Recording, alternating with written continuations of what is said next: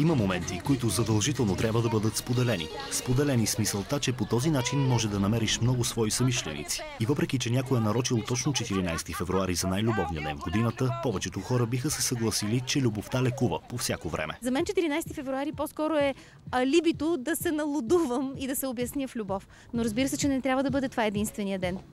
Как звучи най-хубавото обяснение в любов? Ами едва ли... Мисля, че думите са твърде груб амбалаж.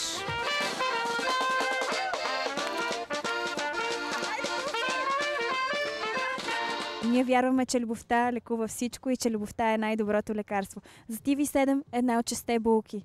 Обичайте се! През целия ден булките обикаляха софийските улици с няколко мотива. Да накарат хората да се замислят за общуването и за пътя към вечно възпяваната любов. Независимо дали този път е осеян с тръни или с цветя. Блажен е този, който пие от виното на любовта и после чаша да разбие до нежно дишащи гърди. Браво! Браво!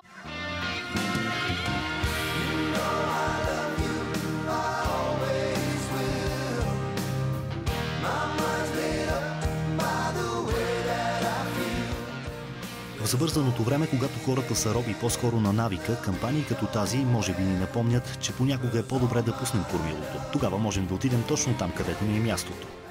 Симптомите на влюбването са еднакви за всички, а лекът в неговото изживяване. За TV7 булката, която много вярва в любовта.